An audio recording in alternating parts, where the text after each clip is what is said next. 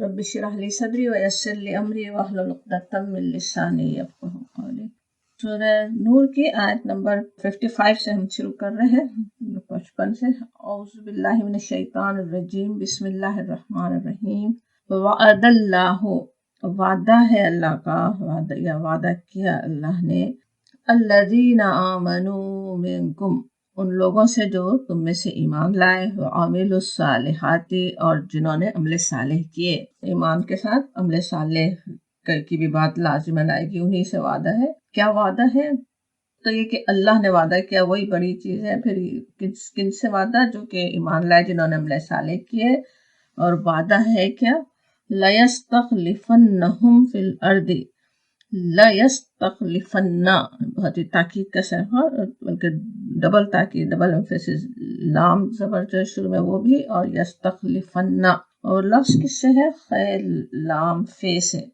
خلفا، خلفا کے معنی پیچھے آنا، اس کے معنی ویسے ابھی اور دیکھتے بھی ہیں ان کو خلیفہ بننے کا کیا مفہوم ہے۔ تو یہاں آ رہا ہے کہ تم زمین میں خلیفہ بنا دے گا۔ کَمَا اسْتَخْلَفَ الَّذِينَ مِن قَبْلِهِمْ، جس طرح خلیفہ بنایا ان لوگوں کو جو ان سے پہلے ہوئے، یعنی ان سے پہلے لوگوں کو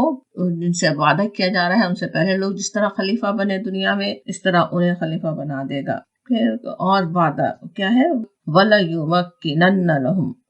یہاں پہ بھی وہی ڈبل تاکید آ رہی ہے، ڈبل ایمفیسس، بہت زیادہ تاکید، لام زبر کی بھی، اور یمکنن، مکنا سے، مکنا کے بسانا، قوت دینا، قوت دے گا انہیں، بسا دے گا ان کو، ان کے لیے، دینہم، ان کے دین کو، الذی ارتضی لہم، الذی ارتضی لہم، وہ جو اس نے پسند کیا، اس کی جس میں رضا ہے ان کے لیے، جو اس نے اپنے اللہ کے بندوں کے لیے، اپنے اہل ایمان بندوں کے لیے جو دین، جو طریقہ جو اس نے پسند کیا ہے، اس دین کے لیے ان کو قوت عطا کر دے گا۔ وَلَيُبَدِّلَنَّهُمْ، پھر اسی تاکید سے، اور بدل دے گا ان کے لیے، من بعد خوفہم، ان کے خوف کے بعد، امن، یعبدوننی، وہ میری عبادت کریں گے، لا یشرکون بی شیئا، نہ شریک بنائیں گے میرے ساتھ، ومن کفر، اور جو شخص کفر کرے، بعد ذالک، اس کے بعد، فَأُولَٰئِکَ هُمُ الْفَاسِقُونَ، یہی فاسق ہیں، یہی لوگ فاسق ہیں۔ سورہ نور پڑھتے ہوئے ہم سمجھ رہے تھے اس وقت مدینے میں منافقین کی ایک بڑی تعداد بھی تھی، اور ان کے نفاق کے ایک بڑی وجہ، اصل تو وہی دنیا کی محبت، دنیا پرستی ہوتی نا، اور اس کے لیے وہ یعنی اسلام کی کامیابی کا پورا یقین ہی نہیں رکھتے تھے۔ حالانکہ اس وقت دیکھ رہے تھے، پتا تھا کس طرح اسلام غالب آتا جا رہا ہے، لیکن نبی صلی اللہ علیہ وسلم کو دیکھ رہے تھے، سب کچھ ان کے سامنے تھا، لیکن انہیں اس بات کا پورا یقین تھا نہیں کہ اسلام کو کامیابی حاصل ہو سکتی ہے۔ اس وجہ سے اسلام کے مخالفین سے تعلقات بنا کر رکھنا چاہتے تھے کہ وہ کامیابی حاصل کر لیں۔ اور وہ کتنا بڑا ویسے فتنہ تھا نا اس مدینے کی بستی میں، کہ وہ جو اسلام کے دشمن ہیں، ان سے، وہ جو زبان سے کہہ رہے ہیں مسلمان ہیں، وہ ان سے بنا کر رکھتے تھے، ان سے دوستی رکھتے تھے، ان کو بھی یقین دلانا چاہتے تھے اسلام کے دشمنوں کو کہ ہم تمہارے ساتھ ہیں۔ بات کیا تھی کہ اگر وہ کامیاب ہو جائے تو ان سے بھی دنیا کے فائدے سمیٹیں۔ اسی طرح آج کے لحاظ سے سوچیں تو نفاق کی طرف لے جانے والی کیا سوچیں ہو سکتی ہیں، کیا نظریات ہوتے ہیں۔ ایک عام غلط فہمی اگر سوچیں وہ یہ کہ اگر آج اسلام پر چلیں تو دنیا میں کوئی مقام نہیں ملے گا، جیسے کہ اسلام کا تو کوئی آگے مستقبل فیوچر نہیں ہے، اگر ہم اسلام کے راستے پر چلیں، ہم نے پریکٹس کی، ہم اسلام پہ چلنے والے بنے تو دنیا میں کوئی مقام نہیں ملے گا، شاید مصیبتوں ہی کا شکار ہو جائیں گے۔ اللہ کے نیک بندوں پر آزمائش، پریشانیاں آتی تو رہتی ہیں، دنیا کے حالات ان کے لیے تنگ بھی ہوتے رہتے ہیں، اور ایسے میں شیاطین کیسی کیسی مایوسیاں دل میں ڈال سکتے ہیں، تو یہ ہر وقت انسانوں کے ساتھ ہو ہی سکتا ہے۔ تو ایسے میں سب شک رکھنے والوں کو یہاں پر اللہ کی سنت بتا دی گئی کہ کیا ہے، اور قرآن میں ویسے کوئی بات ہی آ جائے، اللہ تعالیٰ نے بات فرما دی تو وہ خود ہی ایک ایسی بات ہے نا، اس پہ پھر کسی شک کی گنجائش ہی نہیں رہتی۔ اور یہاں تو کہا جا رہا ہے وعد اللہ، وعدہ ہے اللہ کا، اللہ تعالیٰ کا جب کہا جائے کہ وعدہ ہے، اللہ تعالیٰ تم سے وعدہ کر رہا ہے، تو پھر تو کس شک کی گنجائش رہ جاتی۔ کن لوگوں سے وعدہ؟ آمنوا منکم وعملوا الصالحات، اور وعدہ ان سے یہ کہ لَسْتَخْلِفَنَّهُمْ فِي الْأَرْضِ، خلیفہ بننے کا مفہوم ایک تو یہ کہ پیچھے آنے والے انسان کو زمین میں خلیفہ بنانے کی بھی بات ہم پڑھ ہی چکے ہیں، پھر ایک مفہوم یہ کہ اس زمین پر وہ اللہ کی بندگی کا نظام قائم کرنے کا ذمہ دار ہے، اللہ کا خلیفہ ہے دنیا میں انسان، کہ وہ یہاں پہ اللہ کی بندگی کو قائم کرے۔ ایک مفہوم یہ کہ اللہ تعالیٰ نے انسان کو زمین میں رہنے بسنے کے مواقع عطا کیے، کائنات کی ہر شے اس کی خدمت میں لگی ہوئی ہے اللہ کے حکم سے۔ یہ سمجھ میں آتا ہو کس طرح زمین پہ اللہ کا خلیفہ ہے، وہاں وہ جو چاہے وہاں پہ کر سکتا ہے اور کر رہا ہے۔ اور پھر ایک بات یہ بھی کہ جس طرح یہاں پہ کہا گیا تخلف الذین من قبلہم، کہ جس طرح اس سے پہلے آنے والے رسولوں اور ان کی امتوں کی طرف جیسے اشارہ ہو رہا ہو نا، کہ وہاں پہ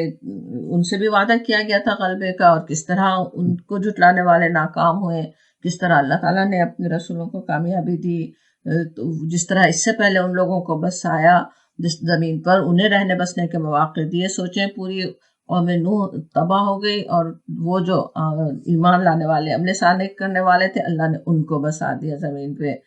اسی طرح سوچیں قوم عاد کا کون بچا لیے گئے، جو ایمان لانے والے جو عمل صالح کرنے والے تھے، اللہ تعالیٰ نے انہیں دنیا میں رہنے بسنے کے مواقع دیے۔ بالکل اسی طرح آج تم سے وعدہ کیا جا رہا ہے، اس وقت ان آیات کے نزول کے وقت ایک وعدہ کیا جا رہا ہے،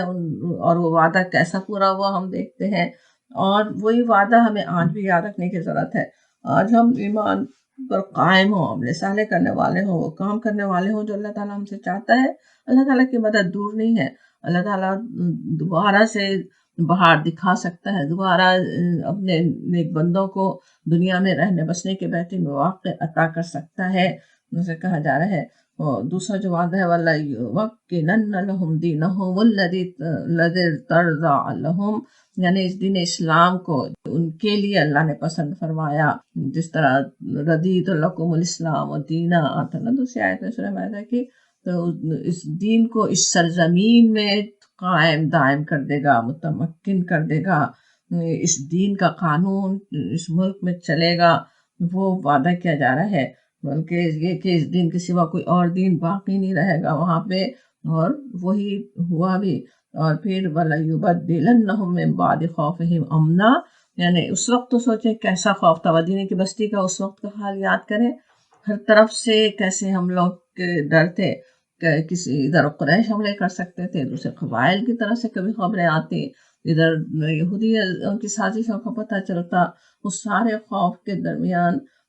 کے بعد اللہ تعالیٰ تو اس حالت کو بدل دے گا۔ یعنی یہ ایک بس عارضی حالت ہے، اور بہت جلد وہ وقت آنے والا ہے جب یہ خوف کی حالت بدل جائے گی، کہا جا رہا ہے وہ حالات بدلنے ہی والے ہیں۔ اور پھر کہا جاتا ہے یعبدوننی لا یشرکون بی شیئا، وہ میری عبادت کریں گے، کوئی شریک نہیں بنائیں گے۔ کیسا پیشن گوئی ہے کہ وہاں کوئی شرک باقی نہیں رہے گا، اللہ کی سرزمین میں شرک کا خاتمہ ہو جائے گا، جو تم میں سے کفر کرے اس کے بعد وہی فاسق ہے۔ اتنی بڑی نشانیاں دکھانے کے بعد بھی جو کفر پر قائم رہے، جو نفاق پر قائم رہے، وہی فاسق ہیں، کہا جاتا ہے۔ اب یہاں پہ اتنا جو زبردست وعدہ کیا جا رہا ہے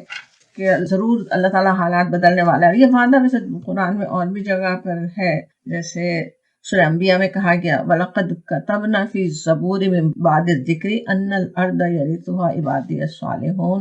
إِنَّ فِي هَذَا لَبَلَاغًا لِقَوْمٍ عَابِدِينَ۔ زبور میں ہم نصیحت کے بعد یہ لکھ چکے ہیں، یعنی پہلی کتابوں میں بھی یہ وعدہ تھا، وہاں پہ سورہ انبیاء میں کہا گیا کہ زمین کے وارث ہمارے نیک بندے ہوں گے، یعنی زمین میں بھی اللہ تعالیٰ وراثت بخشے گا، اس زمین میں انہیں رہنے بسنے کے مواقع دے گا۔ اور اس میں ایک بڑی خبر ہے عبادت گزاروں کے لیے، لقوم عابدین، جو عابدین ہوں، جو اللہ کی عبادت پہ قائم ہوں، جو اللہ کی عبادت کرنے والے ہوں، ان کے لیے اللہ کا وعدہ ہے کہ انہیں اللہ تعالیٰ ضرور دنیا میں بھی موقع عطا کرنے والا ہی ہے، انہیں ضرور عطا فرمائے گا۔ سورہ اعراف کی آیت 128 میں ہے ان الارض للہ یورثها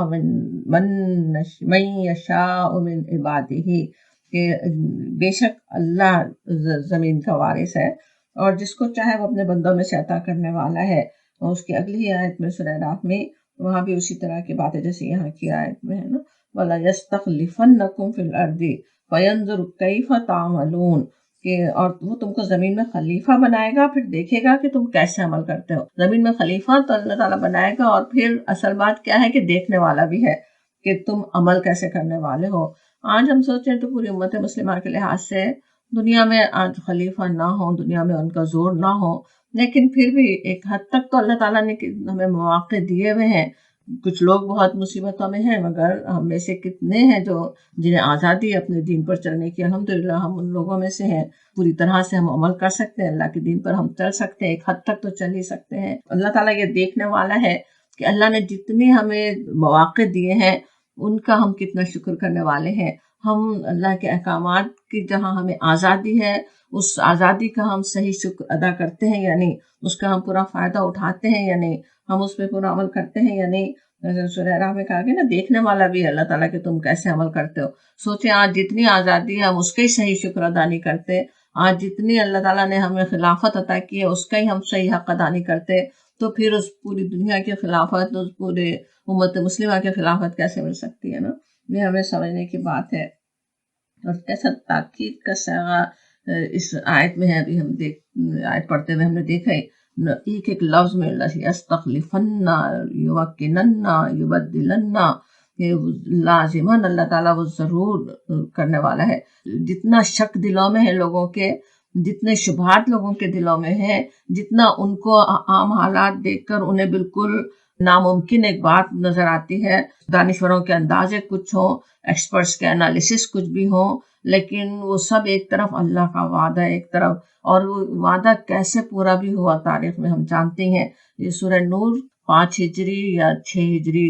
محسرین نے سمجھا کسی نے 5 کسی نے 6 ہجری شعبان میں یہ نازل ہوئی سورہ نور کی آیات، اور صلح حدیبیہ جو ہے وہ ذیقعد 6 ہجری میں ہو گئی، یا تو اسی سال سمجھے یا پھر دوسرے سال۔ کتنا تھوڑا سا، اتنی جلد، وہ اس وقت اتنا ناممکن لوگوں کو نظر آ رہا ہو کہ اتنے زور دے دے کر یہاں پہ بتایا گیا کہ ضرور اللہ تعالیٰ تمہیں طاقت بخشنے والا ہے، تمہیں خلافت بخشنے والا ہے، تمہیں مواقع دینے والا ہے، اور وہ مواقع شروع ہو گئے۔ صلح حدیبیہ سے تو فتح کا آغاز ہی ہو گیا تھا نا، سورہ فتح میں جیسے آتا ہے اسے فتح مبین کہا گیا، اور پھر اس کے بعد ہی 8 ہجری میں مکہ فتح ہو گیا، اور کس طرح سے وہ اس فتح سے تو پھر سمجھیں کہ پورا عربی اسلام کی گود میں آ گیا نا۔ اس کے بعد تو پورے شرک کا خاتمہ ہو گیا۔ سورہ توبہ کے نزول کے وقت کس طرح پورے شرک کے خاتمے کا اعلان ہی کر دیا گیا، اس کے 1 سال بعد ہی سورہ فتح مکہ کے۔ سمجھ میں آتا ہے کہ کس طرح اللہ کا وعدہ جب پورا ہوا، اور اسی طرح اللہ کا وعدہ ہمیشہ پورا ہو سکتا ہے، اس طرح سے ہمیں یقین رکھنے کی ضرورت ہے۔ آیت 56 دیکھیں، وَأَقِیمُوا الصَّلَاةَ، اور قائم کرو نماز، وَآتُوا الزَّکَاةَ، اور دو زکوٰۃ، وَأَطِیعُوا الرَّسُولَ، اور اطاعت کرو رسول کی، لَعَلَّکُمْ تُرْحَمُونَ، تاکہ تم پر رحم کیا جائے۔ اب کیا تمہیں کرنے کا کیا کام ہے بتایا جا رہا ہے۔ ایک طرف اتنی خوشخبری دی جا رہی ہے، وہ خوشخبری کیسے پوری ہوگی، اس خوشخبری کا شکر ادا کرنے کے لیے ہمیں کیا کرنا چاہیے، وہ طریقہ بتا دیا گیا کہ تم نماز قائم کرو اور زکوٰۃ دو۔ یہاں پہ دیکھیں، پیچھے بار بار ہم پچھلی کلاس میں یاد ہوگا ہم سمجھ رہے تھے رسول کی اطاعت کے پر کتنا زیادہ زور دیا گیا۔ یہاں پہ اللہ کی اطاعت کی بات بھی نہیں ہے، بلکہ وہ اطیعوا الرسول کی بات ہے۔ اطاعت کرو رسول کی، وہ جو سب سے زیادہ منافقوں پر گراں گزرتی تھی نا، کہ اللہ کے رسول کی بھی اطاعت کرنا پڑے۔ اللہ کے رسول کی اطاعت ہی سے وہ تمہیں خلافت ملے گی، اللہ کے رسول کی اطاعت کرنے سے تمہیں اللہ تعالیٰ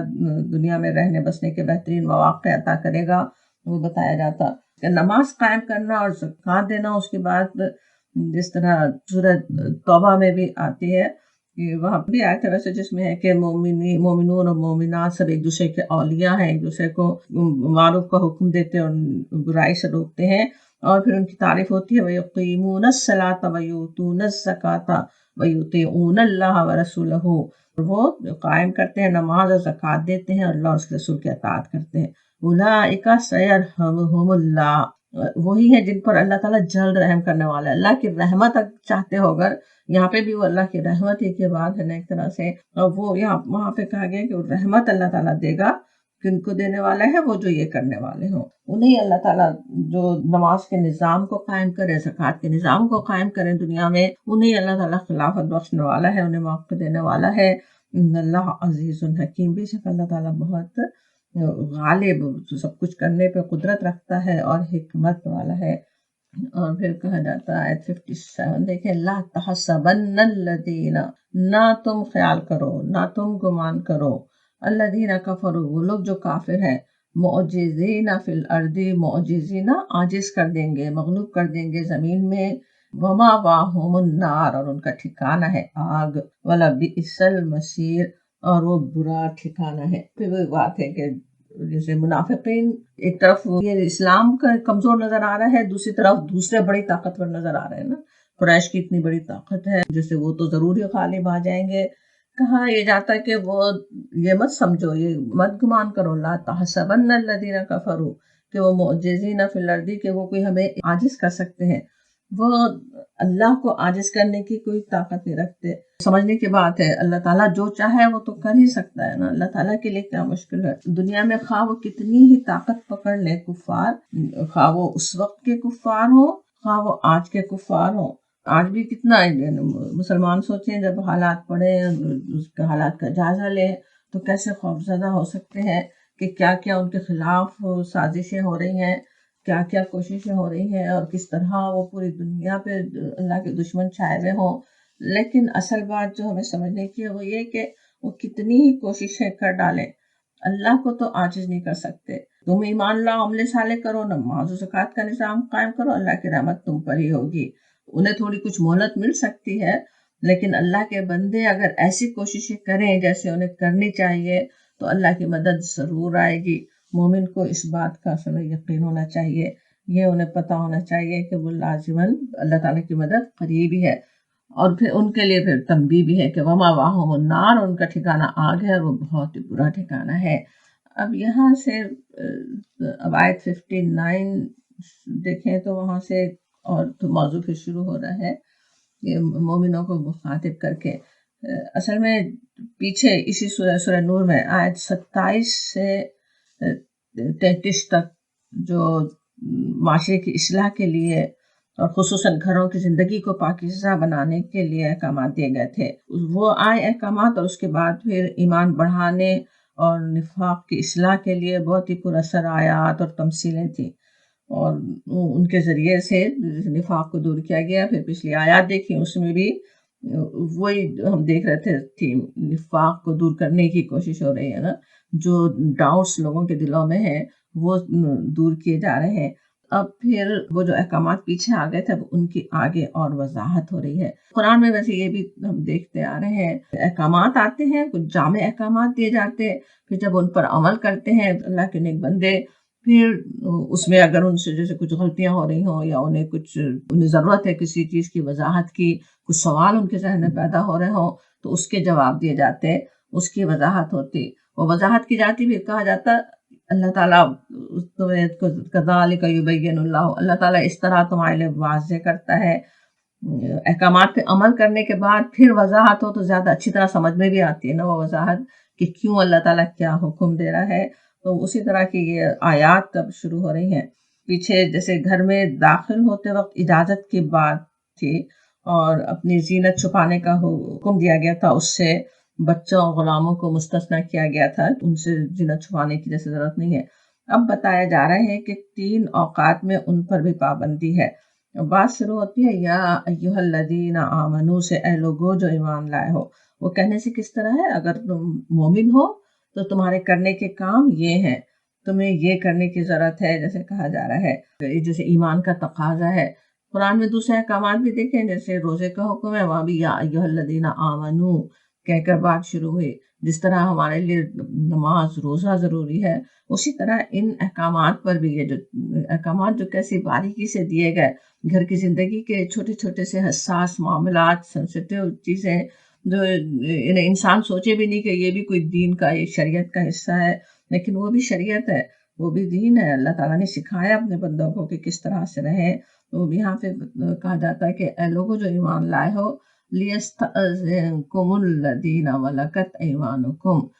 لی اب چاہیے کے لیے جیسے آ رہا ہے کہ چاہیے، یستأذنکم اجازت لیا کریں تم سے، وہ لوگ جو ملکت ایمانکم جن کے مالک ہوئے تمہارے دائیں ہاتھ، یعنی لونڈی اور غلام۔ اب ظاہر ان کا تو دور نہیں ہے کہ ہم اس کی بہت تفصیل میں جائیں الحمدللہ، لیکن پھر دوسری بات آتی ہے کہ اب الذین، اور وہ جو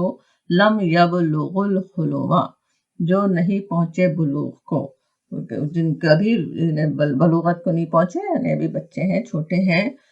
بلوغت کب شروع ہوتی ہے اس پہ ہم پیچھے بھی بات کر ہی چکے ہیں، تو میرے خیال میں اس کی تفصیل ہم یہاں چھوڑتے ہیں۔ سمجھ سکتے ہیں ہم کہ کب بلوغت کہاں سے شروع ہو رہی ہے، کب شعور آ گیا بچوں کو۔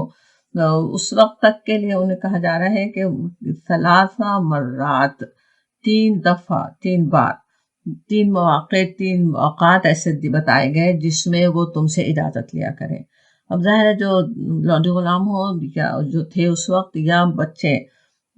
وہ ان سے کروانے کا کام ان کے والدین کا ہے، تو ان سے کہا جا رہا ہے کہ وہ یہ ہونا چاہیے وہ تم سے اجازت لیں، یعنی گھر میں یہ نظام قائم کرو۔ ان کی ذمہ داری ہے کہ وہ بچوں کو سکھائیں، یہ ادب انہیں بتایا جائے، انہیں سکھایا جائے کہ 3 اوقات میں اجازت لے کر تمہارے پاس آئیں۔ پہلا وقت کون سا ہے؟ من قبل صلاۃ الفجر، صبح کی نماز سے پہلے۔ وحین تدعون ثیابکم من الظہیرۃ،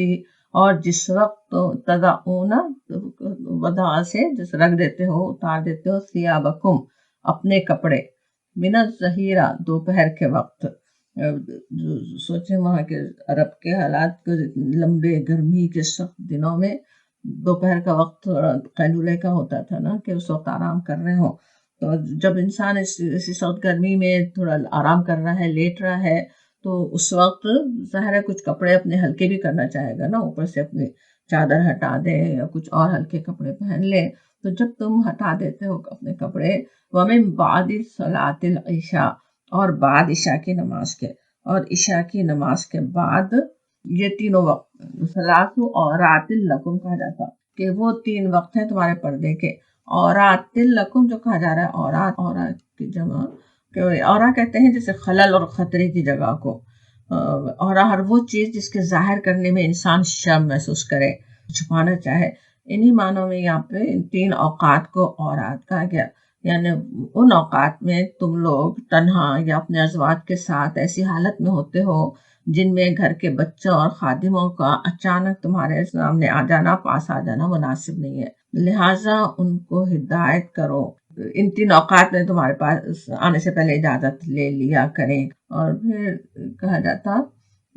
لیسا علیکم، نہیں ہے تم پر، ولا علیہم، نہ ان پر، جناح گناہ، بعدہن اس کے بعد، یعنی ان 3 اوقات کے علاوہ پھر کوئی گناہ نہیں ہے، پھر وہ بغیر اجازت آ جا سکتے ہیں۔ طوافون علیکم، چکر لگاتے رہتے، طوافون کس طرح، طواف سے طواف کرنے والے، زیادہ ہی کرنے والے۔ تو بچوں کا ہمیں پتہ ہے کس طرح مسلسل چلتے پھرتے آتے جاتے رہتے ہیں نا، ابھی ادھر سے نکلے ابھی ادھر گئے، تو ان کا تو کام ہی یہی ہے۔ خادم ہوں بھی تو وہ کام کر رہے ہوں، کچھ لا رہے لے جا رہے ہوں، تو ان کو وہ تو کرتے ہی ہیں۔ بعضکم علی بعض، بعض تمہارے بعض کے، وہ تو ایک دوسرے کے ساتھ گردش کرنے والے، آنے اور جانے والے ہیں ہی۔ اللہ تعالیٰ جانتا ہے بندوں کی کیا ضرورتیں ہیں، بندے کیسے ہیں۔ سارے وقت کے لیے انہیں پابند نہیں کیا جا رہا ہے کہ جب آئیں وہ اجازت لیں، بلکہ 3 اوقات دے دیے گئے کہ اس میں وہ اجازت لیں، اپنا خیال کریں۔ اب اس ہدایت میں بچوں کے لیے تو ہدایت کی جا رہی ہے کہ وہ اس کا خیال رکھیں، لیکن اس سے یہ بھی سمجھ میں آتا ہے کہ ان 3 اوقات کے علاوہ بچوں کے سامنے بھی اپنے حیا کا خیال رکھنے کی ضرورت ہے۔ لباس ایسے نہ ہو جن میں تمہیں دیکھنا بچوں کے لیے بھی باعث عار ہو، بچوں کی نظر ایسی حالت میں تم پر نہیں پڑے جو ان کا بچپن ہی ان سے چھین لے یا ان پر غلط اثرات ڈالنے کا باعث ہو۔ یہ سب بھی خیال رکھنے کے بعد اسی آیت سے ہمیں سمجھ آتی ہی ہے۔ اور پھر کہا جاتا کذالک یبین اللہ لکم آیاتہ، اسی طرح بیان کرتا ہے اللہ تمہارے لیے اپنے ارشادات، وضاحت کرتا ہے اپنے احکامات کی۔ واللہ علیم حکیم، علیم حکیم، ان اسماء الحسنی پر غور کریں،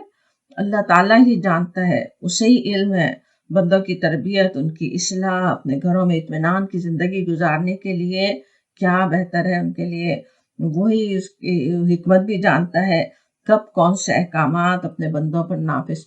فرمائے، کب انہیں کون سی بات سکھائے۔ اللہ کی اس عظیم اور مقدس کتاب میں گھر کی زندگی کے لیے اتنی باریکی سے احکام کے بیان سے اس بات کی اہمیت پتہ چلتی ہے۔ بات چھوٹی سی لگ رہی ہے حالانکہ، یہ اجازت لینا یا نہ لینا، مگر اس کی اہمیت کا اندازہ ہوتا ہے، اس کو ایسے اگنور نہیں کیا جا سکتا۔ معاشرہ ایھا الذین آمنوا سے ہوئی تھی، اور پھر وہ ختم ہوتی ہے کہ واللہ علیم حکیم، اللہ تعالیٰ سب علم رکھتا ہے، حکمت جانتا ہے۔ تو اپنے گھروں میں سمجھ میں آتا ہے کہ اس قانون کو رائج کرنے کی ضرورت ہے، اس بات کا خیال رکھنے کی ہی ضرورت ہے۔ آیت 59 دیکھیں، فَإِذَا، اور جب بَلَغَ الْأَطْفَالُ مِنْكُمْ، اور جب پہنچے اطفال طفل کی جمع، طفل بچے کے لیے، بچے بڑے ہو جائیں، بلوغت کو پہنچ جائیں، منکم الحلم، تم میں سے شعور کی طرف، حلم جیسے انہیں عقل آ گئی، سمجھ آ گئی، فَلْيَسْتَأْذِنُوا، بس چاہیے کہ اجازت لیں، كَمَا اسْتَأْذَنَ الَّذِينَ مِن قَبْلِهِمْ، جس طرح اجازت حاصل کرتے ہیں وہ جو ان سے پہلے تھے، كَذَلِكَ يُبَيِّنُ اللَّهُ لَكُمْ آيَاتِهِ، اور اس طرح بیان کرتا ہے اللہ تمہارے لیے اپنی آیات،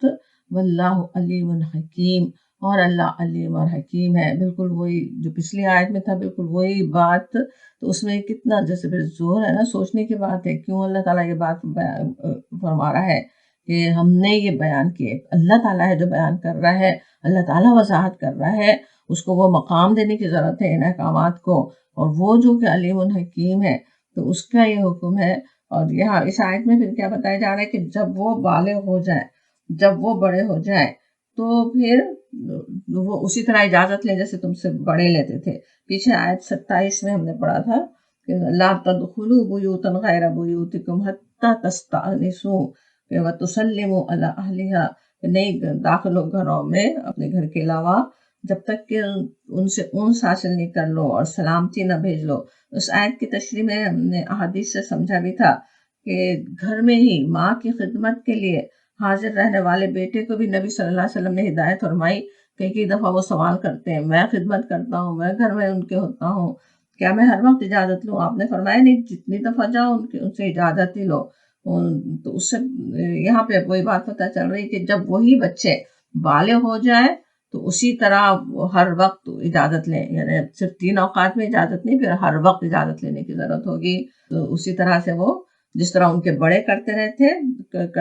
رہے وہ اسی طرح وہ بھی اجازت لیا کریں، یہ بتایا جاتا۔ اللہ تعالیٰ نے وضاحت کر دی، اور اب بندوں کا کام ہے اس پر عمل کرنے کا۔ اور پھر ایک اور حکم کی وضاحت آتی ہے آیت 60 میں، والقواعد من النساء، والقواعد، قواعد جیسے بیٹھنے والیاں، لفظی ترجمہ تو ہوگا کہ وہ جو بیٹھنے والیاں ہیں۔ اب بیٹھنے والیوں سے کیا مراد ہے؟ جیسے بہت بوڑھی ہو کر بیٹھ گئی ہوں، ان کے صنفی خواہشات کا وقت گزر چکا، کہ جیسے شادی کی اب کوئی خواہش مند نہیں ہے، شادی کی حاجت مند نہیں ہے، بوڑھی عورتیں اصل تو سمجھنا چاہیے۔ من النساء کہا جا رہا نا، عورتوں میں سے جو بیٹھ گئی ہیں، بڑی عمر کی خواتین ہیں، اللاتی، وہ جو لا یرجون نکاحن، نہیں امید رکھتی نکاح کی، یعنی اس طرح نہیں ہے کہ اب ان میں کوئی ایسی بہت کشش ہے جس کو انہیں چھپانے کی ضرورت ہو۔ فلیس علیہن جناح، بس نہیں ہے ان پر گناہ، ان یدعنا، کہ وہ رکھ دے، ثیابہن، اپنی چادریں، یہاں پہ ترجمہ کیا جاتا ہے ثیاب، ویسے تو ہے ثیاب کپڑے کو کہتے ہیں، غیر متبرجات بزینہ، غیر نہیں، متبرجات نمائش کریں، زینت کی، بزینہ اپنی زینت کی نمائش کریں۔ ثیاب ثوب کی جمع، جس کے معنی ویسے تو کپڑے کے ہوتے، لیکن یہاں پہ کیا معنی ہے سمجھتے ہیں۔ پھر متبرجات، متبرج کی جمع ہے، متبرج تبرج سے، تبرج کرنے والی۔ تبرج کے معنی ہوتے ہیں اظہار و نمائش کرنا۔ بارج کہتے ہیں کھلی کشتی یا جہاز کو جس پر چھت نہیں ہو، پوری طرح جیسے کھلی ظاہر ہو۔ تو اس معنی میں عورت کے لیے یہ لفظ اس وقت استعمال ہوتا جبکہ وہ مردوں کے سامنے اپنے حسن اور اپنی آرائش کا اظہار کرے۔ تو یہاں پہ اجازت تو دی جا رہی ہے، لیکن پھر بھی وضاحت بھی ہو رہی کہ ایسی نہیں ہے جو کہ اپنی زینت جیسے ظاہر کرنے والی ہوں، تبرج کرنے والی ہوں، بہت یعنی شوق قسم کے کپڑے اور میک اپ سب کرنے والی ہوں، ان کے لیے یہ بات نہیں ہو رہی ہے، بلکہ وہ جو بیٹھ چکی ہیں ایسے لوگوں کے لیے ہے، ان کو بھی ایسے مشکل میں نہیں ڈالا جا رہا کہ وہ ہر وقت جو ان کے لیے مشکل ہو رہا ہو پھر بھی وہ اگر باہر نکلیں یا کوئی ان کے سامنے آ رہا ہو تو چادر لینے کا اہتمام کریں۔ اب یہاں پہ جس طرح کہا جا رہا ہے کہ پر کوئی گناہ نہیں، فلیس علیہن جناح ان یضعن ثیابہن، کہ وہ کپڑوں کو رکھ دیں، اپنے کپڑے اتار دیں۔ ثیاب کو اگر دیکھیں سوچیں کپڑوں کے معنی میں لیں تو یہ تو معنی یہاں پہ نہیں ہے نا کہ وہ کپڑے اتار کے کوئی برہنہ ہونے کی انہیں اجازت دی جا رہی ہو۔ اسی سے یہ بات بھی سمجھ میں آتی ہے کہ اہمیت سمجھ میں آتی ہے کہ کپڑوں کے اوپر سے بھی ایک کپڑا لینے کی، ایک چادر لینے کی ہدایت جو قرآن میں کی گئی نا، ورنہ انسان سمجھتے ہیں کہ ہاں ہمارے کپڑے ہیں، سطر کو چھپا رہے ہیں، ہم وہی پہن کے ہم بس نکل سکتے ہیں۔ لیکن یہاں پہ جس طرح کہا جا رہا ہے ان کے لیے، بوڑھوں کے لیے اجازت ہے کہ کپڑے ہٹائیں، تو پھر وہ کون سے کپڑے ہیں؟ وہ وہی کپڑے ہیں جو جس طرح سورہ احزاب میں جن کو کہا گیا یدنین علیہن من جلابیبہن، کہ وہ اپنے جلباب کا ایک حصہ اپنے اوپر سے ڈال لیں کہا گیا تھا۔ تو وہ جلباب کی بات اصل میں ہے کہ اس چادر کو ہٹا دینے کی بات ہو رہی ہے، اوپر کے کپڑے، اوور گارمنٹ ہٹانے کی بات ہو رہی ہے کہ وہ ہٹا سکتے ہیں۔ پھر کہا جاتا وَإِن يَسْتَعْفِفْنَ خَيْرٌ لَهُنَّ، اور یہ کہ بچیں جو، تو یہی بہتر ہے ان کے لیے۔ واللہ سمیع علیم، اور اللہ سننے اور جاننے والا ہے۔ یستعففنا کا جو لفظ ہے انفیف، افوا سے، اسی سے عفت کا لفظ اردو میں ہم استعمال کرتے ہیں، غلبہ شہوت سے محفوظ رہنا،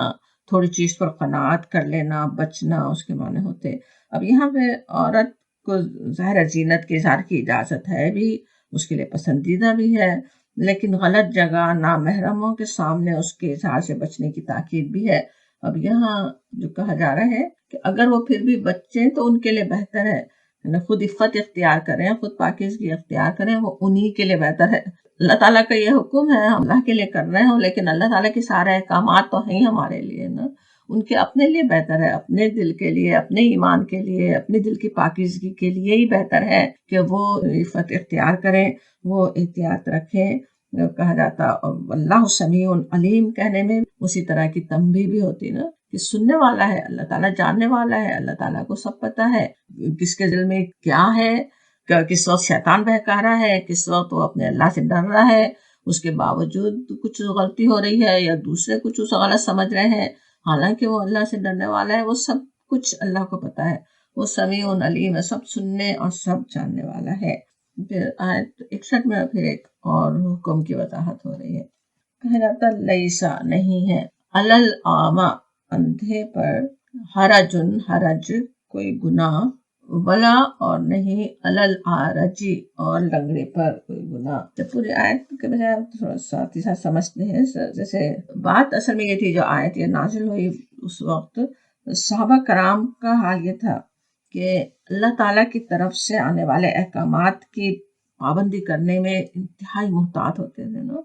جس طرح دوڑ کر ہر حکم کی وہ پابندی کرتے اور اس حکم پر پوری طرح عمل کرنے کے لیے جتنا وہ زیادہ کیئرفل تھے نا، بہت ہی احتیاط کرتے تھے، تو اس کی بنا پر وہ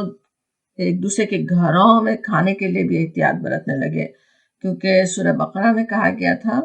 کہ لا تاکلوا اموالکم بینکم بالباطل، ایک دوسرے کے مال ناجائز طریقوں سے نہیں کھاؤ۔ اور وہ سوچ رہے تھے کہ کسی اور کے پاس جیسے کھانا بھی کہیں ایسا نہ ہو کہ ہم دوسرے کا مال کھا رہے ہوں۔ پھر پردے کے احکامات بھی جو آئے سورہ احزاب میں بھی اور یہاں بھی، اس کی وجہ سے بھی اور بہت محتاط ہو گئے تھے کہ کسی کے گھر جانا اور کھانا صحیح ہے یا نہیں، وہ ان کے دلوں میں جیسے ڈاؤٹ تھا نا اس وقت۔ لیکن اسلام فطرت کا مذہب ہے، انسانوں کو معاشرت کی ضرورت ہے، اہل خاندان اور دوست احباب کو ایک دوسرے کے پاس آنے جانے، ساتھ کھانے پینے سے ان کی محبتیں آپس میں بڑھتی ہیں۔ آیت میں، لیکن اس آیت میں سب سے پہلے معذور لوگوں کا ذکر ہے، کہ کہا جا رہا ہے کہ کوئی حرج نہیں ہے اگر اندھے کے لیے، ولا علل اعرج حرجن، اور لنگڑے پر جو پیروں سے معذور ہو اس کے لیے کوئی حرج نہیں ہے، ولا علل مریضی، اور مریض پر حرجن کوئی حرج، ولا علی انفسکم، اور نہ تمہاری جانوں پر، ان تاکلو یہ کہ تم کھاؤ، मिन बुयूतिकुम, अपने घरों से। असल बात जो कहा जा रहा है हरज नहीं है, गुनाह नहीं है। सबसे पहले जो माजूरीन की बात हुई, माजूरों की बात हुई कि उन्हें हरज नहीं है किस बात का कि वो जाके दूसरों के घरों में जैसे खा ले, घरों में खाने की कोई हरज नहीं है। अब यहाँ माजूर लोगों की बात जो शुरू में आ रही है इसलिए कि वो बीमार है, आंखों से माजूर है, पैरों से माजूर है, सारे वो खाने कमाने से भी माजूर होते हैं ना। उनका दूसरों पर हक है, पूरे माशरे पर उनका हक है। वो खुद भी नहीं हिचकिचाए दूसरों के साथ, दूसरों के पास खाने से, और दूसरे लोग भी उन्हें अपने खाने में शरीक करने का एहतमाम करें, ये भी बात समझ में आती। इसी तरह ये भी होता था, अभी भी होता ही है कि कभी दूर परे के रिश्तेदार भी किसी घरों ऐसे माजूर जो हों, वो जिन्हें रिश्तेदारों के दूसरे दूर के रिश्तेदारों के घरों में पल रहे होते हैं ना। अब हिजाब के अहकामात के बाद ऐसा नहीं हो कि उन्हें नामहरम करके घर से निकाल दिया जाए, नहीं, उनका हक बनता है कहा जा रहा है। और उसके बाद विसायत में पहले माजूरों का हक बताया गया कि वो जरूर खा सकते हैं, कोई हरज नहीं है, और फिर आगे रिश्तेदारों की फहरिस्त आ रही है। लेकिन रिश्तेदारों से पहले सबसे पहले है कि अंताकुलु में बुयूतिकुम, और ये कि तुम खाओ अपने घरों में। बुयूतिकुम, तुम्हारे घरों में। वैसे तो कुम का बात अक्सर तो उस तरह से भी आती है तमाम मुसलमानों के लिए भी, लेकिन अपने घर की बात यहाँ पे समझ में आता है कि कहा जा रहा है। लेकिन अपने घर में खाने से जाहिर है किसी के जहन में कोई शुबा नहीं था, कोई भी उसे गलत नहीं समझता, अपने घर से खाना कोई हराम नहीं है। लेकिन बात जिस तरह से पहले अपने घर की आ रही है तो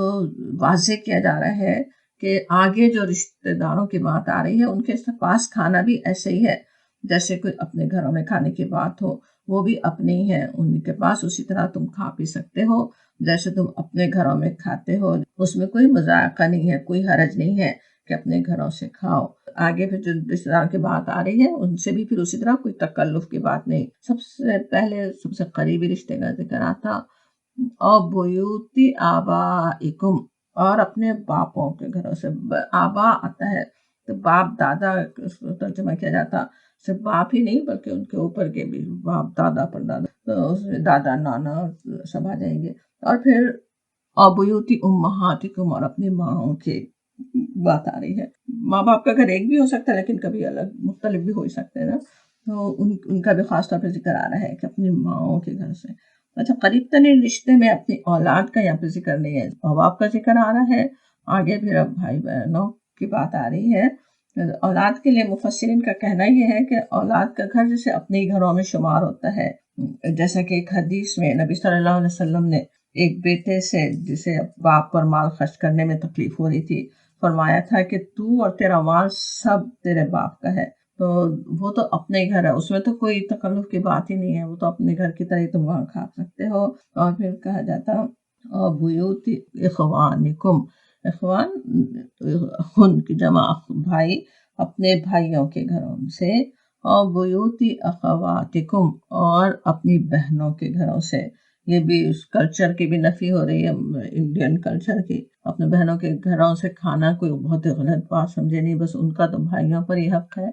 वो बात नहीं है। अपनी बहनों के घरों से भी खा सकते हो। अखवातिकुम जो था उख्तुन बहन को कहते हैं, उसका प्लूरल। और फिर अबुयूती आमामिकुम, अम्मन कहते हैं ना चचा को, आमामिकुम अपने चचाओं के घर से। अबुयूती और घरों से, अम्मातिकुम अपनी फूफियों के घर से, अम्मतुन फूफी के लिए। अबुयूती अखवालिकुम, अखवालिकुम खालुन की जमा अपने मामुओं के घरों से। और बुयूती खालातिकुम, या अपनी खालाओं के घर से। और माँ मलकत मफातिहतन, या उन घरों से जिनकी कुंजियां तुम्हारी सुपुर्दगी में हो। और ये पर पहले सारे जो बिल्कुल करीबी रिश्ते उनका जिक्र आ गया, वो भी सब तुम्हारे घर की तरह है। अपने चाचा फूफी खाला मामू, अपने बहन भाई, इनके घरों में बेतकल्लुफी से आओ जाओ, साथ खाओ पियो, सबकी इजाजत दी जा रही है। उस पर तो मोहतात रहने की जरूरत नहीं है, कोई बातिल माल खाने की बात नहीं हो जाएगी उनके साथ खाने पीने से, ये समझाया गया। और फिर कहा जा रहा है कि उन घरों से जिनकी कुंजियां तुम्हारी सुपुर्दगी में हैं। कोई सफर पर चला गया, कुंजियां दे करके तुम्हारे घर का ख्याल रखें, तो तुम पर एतमाद कर रहा है, तुम्हें घर अपना दे रहा है। अब ये जरूरी नहीं है कि वहाँ खाना ज़ाय हो रहा हो और इंसान हाथ ना लगाए, بلکہ مالک مکان نے جو اجازت دی ہے اس سے فائدہ اٹھا سکتے ہو، جیسے کہا جا رہا ہے۔ اور صدیقکم، اور صدیقکم، صدیق کہتے ہیں بہت ہی بے تکلف قریبی دوست، جو کام آنا چاہے اپنے دوست کے کھلانے پلانے میں خوشی محسوس کرتا ہے جو دوست، ایسے تو اپنے دوستوں کے صدیقکم، ان کے گھروں میں بھی تم کھا سکتے ہو۔ اور پھر کہا جاتا ہے لیسا علیکم جناح، اور نہیں تم پر گناہ، ان تاکلوا جمیعا او اشتاتا، کہ تم کھاؤ سب مل کر یا الگ الگ۔ اب یہ کہ سب کے مل کر کھانا، سب ہمیں پتہ ہے کہ کس طرح بہتر ہے، اس میں برکت ہوتی ہے، حدیث میں ساتھ مل کر کھانے کے لیے برکت کا بیان ہوا، پسندیدہ چیز ہے۔ لیکن ایسا بھی نہیں ہے کہ الگ کھا ہی نہیں سکتے، اکیلے کھا ہی نہیں سکتے۔ عرب کے قبائل کچھ ایسے بھی تھے جو کوئی مہمان نہیں مل رہا ہے تو جیسے کھانا ہی غلط سمجھے، تو ایسا بھی نہیں ہے، فطرت کا مذہب ہے، آسانیاں ہیں، برکت تو ہے، پسندیدہ چیز تو ہے، سب مل کر کھائیں۔ لیکن نہیں ہو سک رہا تو اشتاتا، الگ الگ بھی کھا سکتے ہو، اس کی بھی اجازت دے رہی ہے، کوئی بیجا پابندیاں شریعت عائد نہیں کرتی۔ اور پھر کہا جاتا فَإِذَا دَخَلْتُمْ، اور جب داخل ہو تم بیوتن، گھروں میں۔ اب یہ سب گھروں کا جن کا ذکر ہوا، اب ان میں اجازت ہے، لیکن کس طرح سے اجازت ہے؟ بس ایسے ہی داخل نہیں ہو جاؤ، بلکہ کس طرح سے فَسَلِّمُوا عَلَىٰ أَنفُسِكُمْ، بس سلام کرو اپنے گھر والوں پر۔ انفسکم آتا ہے، انفسکم کہنے میں ویسے کیا خوبصورتی بھی ہے نا، جو بات آتی ہے جیسے کہ تم سب ایک ہی انفس ہو، پوری امت مسلمہ ایک جیسے باڈی ہے پوری، اس کے تمام، بلکہ تمام انسانی اللہ کی نظر میں تو ایک ہے، سب بنی آدم کی ایک ہی اکائی ہے اللہ کی نظر میں۔ تو اپنے اوپر علی انفسکم کہا جاتا ہے، اپنے اوپر سلامتی بھیج لو، یعنی وہ سب جو اپنے ہی ہیں، اپنے چچا پھوپھیاں خالہ وغیرہ سب جن کے بھی گھر جاؤ، اجازت لے کر اس طرح سے جاؤ۔ سلام کا طریقہ پیچھے ہم سمجھ چکے ہیں، کسی کے گھر جانے کا کیا طریقہ ہے، سلام کہہ کر اجازت لیں، جواب نہیں آتا 3 دفعہ سلام کر لیں، پھر بھی کوئی جواب نہیں آیا یا اجازت نہیں دی گئی تو بغیر مائنڈ کے پلٹ جائیں۔ وہی اسی طرح یہاں بھی ہوگا کہ سلام کر کے جاؤ۔ اور پھر کہا جاتا اس سلام کی اہمیت کا بھی بات بتا دی گئی، ساتھ ہی جب سلام کہا گیا تحیۃ من عند اللہ مبارکۃ طیبہ، تحیہ کہنا کس طرح ہے نا، تحیہ دعائے خیر، سلام کیسی بہترین، جیسے اللہ تعالیٰ کی طرف سے دیا ہوا یہ تحفہ ہے بہترین اللہ کی طرف سے، مبارکۃ طیبہ کہا جاتا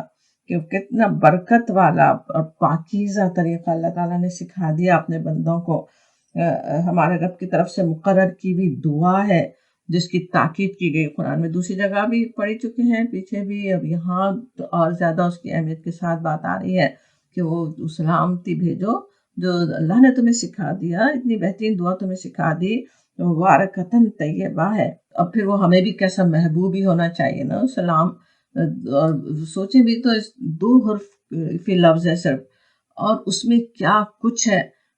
جب اپنے کسی مسلمان بھائی بہن سے ملے، اللہ کا ذکر بھی ہو جائے، جیسے ہی ملے السلام علیکم کہہ رہے ہیں، اللہ کی سلامتی ان پر بھیج رہے ہیں، اللہ کا ذکر ہو گیا، تذکیر بھی، دوسرے کے لیے یاد دہانی بھی، وہ بھی اب اللہ کو یاد کر لیں، پھر ساتھ ہی اپنے مسلمان بہن بھائی سے تعلق اور محبت کا اظہار بھی، وہ بھی کتنی بڑی چیز ہے، محبت آپس میں ہونا مسلمانوں کا، وہ تو اللہ کی نظر میں کتنی پسندیدہ ترین چیز ہے۔ ایک دوسرے سے محبت کرنے والے تو عرش کے سائے تلے ہوں گے، جو صرف اللہ کی خاطر ایک دوسرے سے محبت کرتے ہوں، تو اس کا اظہار بھی ہوتا ہے، محبت بڑھانے کا ذریعہ بھی خود سے خود آتا ہی ہے۔ اور ان سے اپنے مومن بھائی بہن کے لیے بہترین دعا بھی، کہ دعا دے دی، کتنی بہترین دعا چھوٹے سے الفاظ میں دے دی ان کی سلامتی کے لیے، ان کے امن کے لیے، اور ایک طرح کا معاہدہ، وعدہ بھی ہے کہ میرے ہاتھ اور زبان سے آپ کو کوئی تکلیف نہیں پہنچے گی۔ اسی لیے نبی صلی اللہ علیہ وسلم نے کئی طرح سے اس کی ترغیب دلائی، نیکیوں پر نیکیوں اور اللہ کی رحمت و برکت کی امید دلائی۔ بہت سی احادیث اس بارے میں ہیں جو ہم یاد بھی کرتے رہے ہیں، لیکن اب ٹائم تو بالکل ختم ہو رہا ہے، ایک ہی دیکھ لیتے ہیں۔ بخاری مسلم کی ایک حدیث ہے، اس میں ہے کہ نبی صلی اللہ علیہ وسلم سے کسی نے پوچھا کہ اسلام کا کون سا کام بہتر ہے؟ آپ نے فرمایا غریبوں مسکینوں کو کھانا کھلانا اور ہر مسلمان کو سلام کرنا، چاہے تو اسے پہچانتا ہو یا نہ پہچانتا ہو، یعنی ہر ایک کو سلام کرنے کی بات ہے۔ اسی حدیث ویسے ہم تھوڑا یاد کر ہی چکے کہ محبت بڑھانے والی چیز ہے سلام کہا جاتا۔ پھر وہی بات آ رہی ہے کذالک یبین اللہ لکم الآیات لعلکم تعقلون، اور اس طرح بیان کرتا ہے اللہ تعالیٰ اپنی آیات، اپنی نشانیاں بیان کرتا ہے۔ آیات ہے ویسے یہ نا، یہ جو ساری احکامات، ایک تو قرآن کی آیات تو ہیں، لیکن ساتھ ہی اللہ کے کیسے اس کے علیم و حکیم ہونے کی، اللہ تعالیٰ کے رب کریم ہونے کی کیسی کیسی نشانی ہے ایک ایک حکم کے اندر۔ اور کون ایسے احکام دے سکتا تھا اپنے بندوں کو، جو جانتا ہے، جس نے بندوں کو پیدا کیا ہے، ان کی ضرورتوں سے واقف ہے، ان کی فطرت سے واقف ہے، اس کے عین مطابق جو اس نے احکامات دیے ان کی بھلائی کے لیے، ان کی خیر کے لیے، ان کی دنیا اور آخرت کی بھلائی کے لیے، وہ اللہ تعالیٰ بیان کرتا ہے۔ لعلکم تعقلون بھی کہا جاتا، تاکہ تم عقل کرو، تم سمجھو، ایک تو اپنے رب کو پہچانو، دوسرے ان احکامات پر عمل کرنے کے لیے بھی ہمیں اللہ تعالیٰ نے عقل دیا، اس سے کام لیں، اس سمجھ سے کام لیں کہ کہاں رک جائے، کہاں کریں، کیا کون سا کام کریں، وہ کہا جاتا۔ آگے بالکل 5 ہی منٹ ہے اگرچہ، مگر چھوٹا سا ہی رکو ہے جس میں ایک حکم جو آ رہا ہے، میرے خیال میں تو دیکھ ہی لیتے ہیں ہم۔ آیت 62، انما المؤمنون، انما کا یاد ہوگا سوائے اس کے نہیں، المؤمنون مومن، الذین وہ لوگ ہیں۔ اب یہاں سمجھ میں آ رہا ہے کہ جو آگے بات آ رہی ہے وہ جیسے مومنوں کا وہ شیوا ہے، مومنوں کا یہ طریقہ ہوتا ہے، جو نہیں کرنے والے ہوتے وہ جیسے کہ مومن نہیں ہے۔ سمجھ میں آ رہی بات،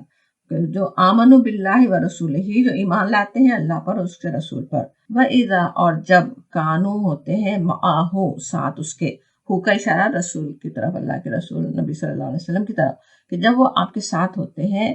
علی امر جامعین، امر جامعین کی طرح کے لیے، امر جامعین کیا ہے نا، امر جامعین یعنی اجتماعی کام، کلیکٹیو ایفرٹ کہہ سکتے ہیں، جیسے سب کے لیے جو کام ہو رہا ہو، اس کے لیے وہ اپنے نبی کے ساتھ ہیں۔ نبی صلی اللہ علیہ وسلم نے بلایا ہے کسی اہم معاملے کے لیے، مسلمانوں کے اجتماعی کام کے لیے، لم یذهبوا، نہیں چلے جاتے، حتیٰ یہاں تک کہ یستأذنوہ، کہ اجازت لیں اس سے، یعنی ہو کا اشارہ یہاں بھی اللہ کے رسول کی طرف، کہ وہ اللہ کے رسول سے اجازت لیے بغیر وہاں سے جاتے نہیں ہیں۔ اب سمجھ میں آ رہا ہے، محفل سے جانے کا طریقہ سکھایا جا رہا ہے، سمجھایا جا رہا ہے، پیچھے داخل ہونے کے طریقے ہم سمجھ رہے تھے، گھر کے اندر کے آداب سمجھ رہے تھے۔ اب نبی صلی اللہ علیہ وسلم کی جب محفل میں بیٹھے ہوں تو جانے کا کیا طریقہ ہے نا، ایسا نہیں ہے کہ بس اٹھ کے چل دیں، ایک کوئی اہم بات ہو رہی ہے، کوئی کام کیا جانا ہے، بات ہو رہی ہے اور وہاں سے چلے جائیں اٹھ کے، یہ نہیں ہوتا نا۔ اب یہ بات تو ہوتی ہے اس وقت کے لیے کہ جب نبی صلی اللہ علیہ وسلم موجود ہے، اس وقت کی بات ہے، لیکن تمام مفسرین اس پر بھی متفق ہیں کہ یہی بات جو بھی مسلمانوں کا جس وقت جو لیڈر ہو، ایک صالح لیڈر ہے جو مسلمانوں کے لیے کا امیر ہو ان کا، یا کوئی اور جیسے جماعت بن کر ہی کوئی کام کر رہے ہوں، کوئی کلیکٹیو ایفرٹ مسلمانوں کے لیے کوئی کرنے چاہ رہے ہیں، اس کے لیے جب کام کیا جا رہا ہو، کوئی بھی کام دنیا میں دیکھیں ہو نہیں سکتا جب تک کہ اس میں ڈسپلن نہیں ہونا۔ اگر ہر ایک اپنی مرضی سے آئے اور جائے، اپنی مرضی سے چلائے، تو کوئی کام ہو تو نہیں سکتا نا۔ تو اس لیے لازمی چیز ہے کہ کوئی ڈسپلن ہو، ایک امیر ہو، اس کی اجازت سے لوگ کام کو چھوڑیں، اگر اس کام سے رخصت لینی ہے تو اجازت لے کر جائے۔ اپنے ذاتی کام کچھ ہو سکتے ہیں، مجبوری ہو سکتی ہے، تو تم اجازت لے سکتے ہو۔ اور کہا جاتا ہے کہ ان الذین یستأذنونک، جو لوگ، بلکہ بے شک جو لوگ، ان آتا ہے جو لوگ اجازت حاصل کرتے ہیں، جو آپ سے اجازت لیتے ہیں، اولئک الذین، وہی لوگ ہیں، یؤمنون باللہ، ایمان لاتے ہیں اللہ پر، ورسولہ، اور اس کے رسول پر۔ یعنی یہاں بات ہو رہی کہ وہ جو ایمان لانے والے ہیں، اللہ پر، اس کے رسول پر ایمان لاتے ہیں، ان کا یہ طریقہ ہوتا ہے، یہ اصل میں مومن ہے۔ تو اب خود سوچ لیں، جو اگر یہ طریقے پر عمل نہیں کرتے تو پھر وہ کیا ہے نا۔ تو کہا جاتا ہے کہ وہ تو ضرور اجازت لے کر ہی جاتے ہیں۔ پیچھے ویسے سورۃ توبہ میں تھا کہ اہل ایمان رخصت نہیں مانگتے، اجازت نہیں مانگتے، وہاں ایک اور موقع تھا نا، وہاں پہ وہ تھے منافق جو کام سے بھاگنا چاہ رہے ہیں، وہ آ کے بہانے بنا بنا کے اجازت لے رہے ہیں۔ لیکن یہاں بات ہو رہی ہے کہ اس وقت جو اجازت لے کر جائیں، کوئی اپنی حقیقی ضرورت ہے اس کے لیے بھی جانا ہے تو وہ ضرور اجازت لیتے ہیں، اور ان کی تعریف ہوتی ہے کہ اولئک الذین یؤمنون باللہ ورسولہ، وہی لوگ ہیں جو اللہ پر ایمان رکھتے ہیں اور رسول پر۔ فَإِذَا اسْتَأْذَنُوكَ، بس جب وہ اجازت طلب کریں آپ سے، اب نبی صلی اللہ علیہ وسلم سے کہا جا رہا ہے جب وہ آپ سے اجازت لیں، لِبَعْضِ شَأْنِهِمْ، بعض اپنے کسی کام کے لیے، شأن ہوتا ہے جو کام وہی کر سکتا ہے جو خاص کسی کا کام ہے، اب وہ کچھ اپنا اس کا ذاتی کام ہے جو وہی کر سکتا ہے، اس کے لیے وہ اجازت لے۔ فَأْذَن لِمَنْ شِئْتَ، بس اجازت دے جس کے لیے تو چاہے۔ نبی صلی اللہ علیہ وسلم کو اختیار دیا جاتا ہے کہ آپ جس کو چاہیں اجازت دیں۔ یہ بھی ہو سکتا ہے نا کہ نبی صلی اللہ علیہ وسلم جانتے ہوں وہ جس کام کے لیے اجازت لے رہا ہے وہ اتنا اہم نہیں ہے، اور نبی صلی اللہ علیہ وسلم نے جس کام کے لیے بلایا وہ زیادہ اہم ہے، تو آپ کو اختیار ہے آپ اجازت نہ بھی دیں۔ امت مسلمہ کو مل کر کام کرنے کی ضرورت ہے نا، ہو سکتا ہے ایک انسان کی اپنی خواہش ہے، کچھ اپنی ضرورت سمجھ رہا ہے، لیکن اس وقت تمام امت مسلمہ کے لیے ایک دوسرا کام کرنے کی زیادہ اہمیت ہے، تو وہ کام اس وقت کرنا چاہیے۔ تو تم چاہو تو تمہیں اختیار ہے، جس کو آپ چاہیں اجازت دے دیں۔ وَاسْتَغْفِرْ لَهُمُ اللَّهُ، اور بخشش مانگو ان کے لیے اللہ سے۔ اب حالانکہ وہ اپنے کام کے لیے اجازت دے رہے ہیں اور نبی صلی اللہ علیہ وسلم اجازت دے بھی رہے ہیں تو کوئی گناہ کی بات ایسے تو نہیں ہے، لیکن کہا جاتا ہے آپ بخشش مانگے ان کے لیے۔ اس میں بہت سی باتیں سمجھ میں آتی، ایک تو یہ کہ غلطی کر سکتا ہے نا انسان، اپنی ذاتی ضرورت کو ترجیح دے رہا ہے ایک اجتماعی کام پر، ایک بڑے کام پر، ایک ضروری کام پر، تو اس میں وہ جو غلطی کر رہا ہے اس کے لیے دعا مانگو۔ پھر جیسے نبی صلی اللہ علیہ وسلم کو خود تکلیف پہنچ رہی ہے، ایک کام کی آپ کو ضرورت ہے، کسی والنٹیئر کی آپ کو ضرورت ہے اور آپ کو وہ چھوڑ کر جا رہا ہے، آپ اس کے لیے دعا کریں، آپ کا دل بھی اس کی طرف سے صاف ہو اور اسے بھی گناہ نہ ہو آپ کو تکلیف پہنچانے کا۔ ان اللہ غفور الرحیم، بے شک اللہ بخشنے والا اور مہربان ہے۔ ان آیات کو سمجھتے ہوئے مفسرین یہ بات یاد دلاتے ہیں کہ ہر اجتماعی کام کے لیے یہی بات ہے، اسی طرح اپنے امیر کی اطاعت ہونی چاہیے۔ اور پھر کہا جاتا ہے لا تجعلوا دعاء الرسول بینکم کدعاء بعضکم بعضا، اور نہ تم سمجھو رسول کے بلانے کو دعاء الرسول بینکم، اپنے درمیان جیسے تم بلاتے ہو ایک دوسرے کی دوسروں کی دعا جیسا مت سمجھو، کہا جاتا دعاء الرسولی کی یہاں پہ دو تین طرح ہم سمجھ سکتے ہیں۔ سب سے زیادہ جو سمجھ میں آتے ہیں جو بات چل رہی ہے اس آیت میں، اس کے لحاظ سے حضور کا پکارنا کیا مطلب ہے، حضور کی دعا، حضور کی پکار کا کیا مطلب ہے۔ نبی صلی اللہ علیہ وسلم جو کسی کام کے لیے بلا رہے ہوں، نبی صلی اللہ علیہ وسلم نے انہیں کال کی ہو، انہیں کسی مہم پہ جانے کے لیے بلایا جا رہا ہو، یا مہم کی تیاری کے لیے کوئی بات کرنے کے لیے بلایا جا رہا ہو، یا اور صرف نصیحت کرنے کے لیے، تبلیغ کے لیے، انہیں کچھ بات سمجھانے کے لیے بلایا جا رہا ہو، جو بھی ہو، نبی صلی اللہ علیہ وسلم کا بلانا ایک بہت بڑی اہمیت رکھتا ہے، کوئی عام لوگوں جیسی بات نہیں ہے کہ اسے اہمیت نہ دی جائے، دل چاہا آ جائے، دل نہیں چاہا نہیں آئے، ذرا سا کوئی کام ہے رخصت لے کے چلے جائے، وہ نہیں ہو سکتا، وہ ان کی طرح نہیں ہے جیسے کہا جا رہا ہے۔ دوسرا مطلب یہ بھی سمجھا گیا جیسے نبی صلی اللہ علیہ وسلم کی، کیونکہ وہ پیچھے تھا نا وَاسْتَغْفِرْ لَهُمُ اللَّهُ، کہ ان کے لیے بخشش کرو اللہ سے، تو حضور کی دعا، نبی صلی اللہ علیہ وسلم کی دعا تمہارے حق میں بہت اہمیت رکھتی ہے، ان کی دعائیں لینے کی کوشش کرو، ان کے استغفار لینے کی کوشش کرو، یہ جیسے کہا جا رہا ہے۔ اور ہمیں پتہ ہے کہ رسول کی دعا لازماً قبول ہوتی ہے، اور ہوئی آپ کی دعائیں کس طرح، آپ جس کے حق میں دعا کر دیں وہ تو قبول ہونی ہی تھی۔ تو ایسا نہ ہو کہ نبی صلی اللہ علیہ وسلم کی بد دعا کے حقدار بن جاؤ، کہیں نبی صلی اللہ علیہ وسلم کی دعاؤں کے حقدار بننے کی کوشش کرو۔ ہم سب کے لیے بھی اسی طرح ہے، نبی صلی اللہ علیہ وسلم نے کون سے مومنین کے لیے دعا کی، کون سے اعمال کرنے والوں کے لیے دعا کی، وہ اعمال ہم کرنے والے ہوں، کون سے اعمال کرنے والوں کے لیے آپ نے بد دعا کی، ان اعمال سے ہم بچنے والے ہوں، یہ ہمارے لیے بھی بات سمجھ میں آتی ہے۔ اور ایک دعا کا مطلب یہ بھی سمجھا گیا کہ نبی صلی اللہ علیہ وسلم کو پکارنا عام لوگوں کی پکارنے کی طرح نہیں ہو سکتا، جیسے دوسروں کو آواز دے کے نام لے کر بلاتے اس طرح نہیں بلا سکتے۔ آپ کا ادب، آپ کا احترام تو کوئی اور ہی چیز ہے، جس طرح سورہ حجرات میں آتا نا لا تجہروا لہ بالقول کجہر بعضکم لبعض، اپنے نبی کے ساتھ اونچی آواز سے بات نہیں کرو جیسے تم ایک دوسرے کے ساتھ کرتے ہو، کہا جاتا اس طرح سے نہیں بلاؤ، بلکہ وہاں پہ کہا گیا تھا جو آپ کو حجرات کے باہر سے آوازیں دے کے بلاتے ہیں، وہ تو ان میں سے اکثر عقل ہی نہیں رکھتے، بے وقوف لوگ ہیں نا جو اس طرح سے آواز دیں. اور اس کے لیے تو اتنی یعنی احتیاط برتی گئی. ہمیں اسی سمجھ میں آتا ہے قرآن میں کہیں یا محمد کا لفظ ہی نہیں ہے نا، یا آدم ہو یا موسیٰ دوسرے انبیاء کے ساتھ آئے گا، لیکن کہیں یا محمد کا لفظ نہیں ہے. مسلمانوں کو عادت ہی نہیں ہے اس طرح سے پکارنے کی. نبی صلی اللہ علیہ وسلم کو کسی کو جیسے فرسٹ نیم کے ساتھ پکارنا کیسے سمجھا جاتا نا، جیسے کوئی اپنے برابر کے ہیں. کسی کا احترام ہو تو عام تہذیب بھی ہے، انہیں سر کہہ کے بات کر رہے ہوں، انہیں کوئی احترام کے ساتھ بات کی جا رہی ہو. اور نبی صلی اللہ علیہ وسلم کا تو احترام بھی سارے انسانوں سے زیادہ ہے. آپ کو کیسے بلایا جا سکتا اس طرح جیسے عام لوگوں کو پکارتے ہو، وہ بھی بات ہے.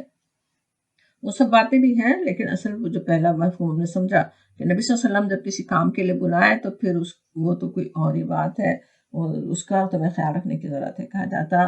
قد یعلم اللہ، بے شک اللہ جانتا ہے، الذین وہ لوگ جو یتسللون منکم لواذا. یتسللون سلہ سے سیم لام لام. سلہ ہوتا ہے ایک چیز سے دوسری، ایک چیز کو دوسری سے میں سے کھینچ لینا، جیسے تلوار کا نیام میں سے سونتنا نکال لینا، تو اسی سے کھسکنے کے معنوں میں یہاں پہ اصل میں آ رہا ہے. یتسللون وہ کھسک جاتے ہیں، منکم تم میں سے، لوازا. لوازا ہوتا ہے لام واو زال سے، لوازا کہتے ہیں پناہ لینے کے لیے. تو وہ جیسے کسی کی آڑ لیتے ہوئے کوئی جب چھپتے چھپاتے کھسک جاتے ہیں. تو منافقین کا طریقہ تھا نا کہ جب دیکھ رہے ہیں نبی صلی اللہ علیہ وسلم کی طرف سے کوئی ذمہ داری بڑی پڑنے والی ہے، کوئی بڑا کام جو انہیں مشکل لگتا ہے وہ مل سکتا ہے، اور یا یہ کہ نبی صلی اللہ علیہ وسلم جو نصیحتیں کر رہے ہیں وہی ان کا، تو اس میں تو دل لگ نہیں رہا ہے، اور وہ وہاں سے چپکے سے کھسک جاتے ہیں. اللہ تعالیٰ فرماتا ہے جانتا ہے اللہ تعالیٰ اس میں کتنی بڑی تنبیہ ہے. تم تو سمجھ رہے ہو کوئی چپکے سے نکل رہے ہو، کوئی دیکھ نہیں رہا ہے، اللہ تعالیٰ جانتا ہے. فَلْيَحْذَرِ الَّذِينَ يُخَالِفُونَ عَنْ أَمْرِهِ، بس چاہیے کہ ڈریں. حذرا انہیں تنبیہ کی جا رہی ہے کہ وہ اس سے ڈرنے والے ہوں کہ جو مخالفت کرتے ہیں امرہی، ان امرہی جو ہے اس کے نبی صلی اللہ علیہ وسلم کے حکم سے، نبی صلی اللہ علیہ وسلم کے حکم کی خلاف ورزی کرنے والوں کو ڈرنا چاہیے. ان تصیبہم فتنۃ او یصیبہم عذاب علیم، کہ کہیں پہنچے ان کو کوئی فتنہ یا پہنچے ان کو عذاب علیم. یعنی جو نہیں مانے نبی صلی اللہ علیہ وسلم کی بات، وہ تو پھر خود ہی کوئی فتنے میں پھنس سکتا ہے. فتنہ ہی کتنا بڑا، فوراً ہی فتنے میں پھنس گئے، فوراً ہی نفاق کے فتنے میں پھنس گئے، اللہ اور اس کے رسول کی نافرمانی کا کتنا بڑا فتنہ جس میں پھنس گئے، اور کوئی عذاب علیم ان پر آ جائے. عذاب علیم بہت سے ہو سکتے. اور سوچیں جب اجتماعی کام سے لوگ بھاگ رہے ہوں تو ضروری فتنے تو آئیں گے، ضرور مصیبتیں تو آئیں گی نا. اجتماعی کام، کلیکٹیو ایفرٹ جب نہیں مل کر رہے ہوں تو پھر کیا ہوتا ہے، دوسری قومیں اوپر غالب آ جاتی ہیں، دوسری قومیں دبا لیتی ہیں، خود دنیا میں ہی انسان رسوا ہوتا ہے. اس عذاب علیم سے ڈرایا گیا، ان فتنوں سے ڈرایا گیا. اللہ سنو، انا بے شک، للہ اللہ کا ہے، ما فی السماوات والارض جو آسمانوں میں ہے اور زمین میں ہے. وہ جو مالک السماوات والارض ہے، اس سے کیا تم سمجھ رہے ہو؟ اسے نہیں پتہ چلے گا تمہاری حرکتوں کا کہ تم کس طرح چپکے سے کھسک جاتے ہو، تم کس طرح اپنے یہ چھوٹے چھوٹے سے اپنے ذاتی کاموں کو اتنی اہمیت دیتے ہو، اجتماعی کاموں کو چھوڑ دیتے ہو.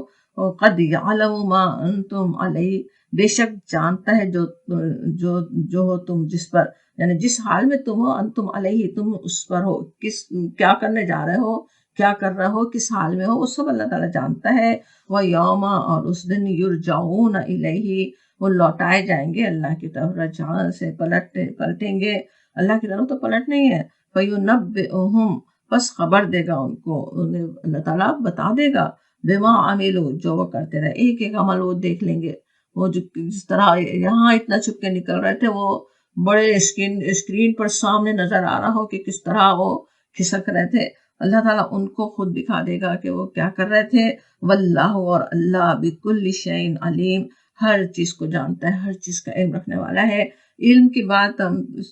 سورہ نور میں، ویسے تو پورے قرآن میں ہے اللہ تعالیٰ کیسا علیم ہے، لیکن یہاں کیونکہ اس میں منافقوں کا کافی تذکرہ تھا